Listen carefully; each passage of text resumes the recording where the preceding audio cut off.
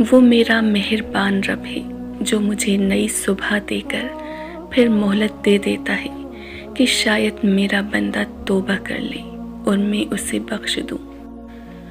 ہم وہ سارے کام پہلے کر لینا چاہتے ہیں جو ہمارے نفس کو پسند ہیں، اور وہ سارے کام زندگی کے آخری حصے میں کرتے ہیں جو اللہ تعالیٰ کو پسند ہے۔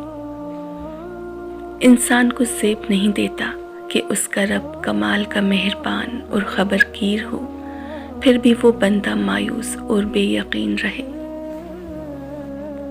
دل کے مردہ ہونے کی علامت یہ ہے کہ گناہوں کے زخم اسے تکلیف نہیں دیتے۔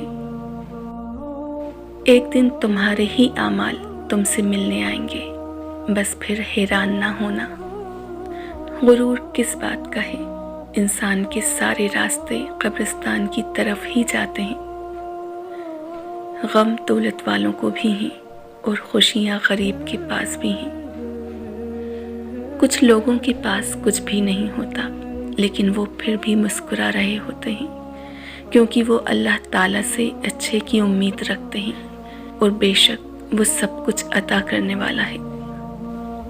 اللہ کا ذکر روح اور جسم میں تعلق پیدا کرتا ہے، اور جب یہ تعلق ختم ہو جاتا ہے تو بے چینی سے نجات مل جاتی ہے۔ اللہ اس دل میں نہیں آتا جس دل میں بت ہوں، دنیاوی خواہشات اور چاہتوں کے۔ چھوٹی چھوٹی نیکیوں سے گریز نہ کرو، کیونکہ کڑکتی دھوپ میں بادل کا ایک ٹکڑا بھی ابر رحمت ثابت ہوتا ہے، چاہے وہ برسے یا نہ برسے۔ پاک ہے وہ پروردگار جو عیبوں کو چہروں پر ظاہر نہیں کرتا۔ سر جھکانے سے نماز ادا نہیں ہوتی، دل جھکانا پڑتا ہے عبادت کے لیے۔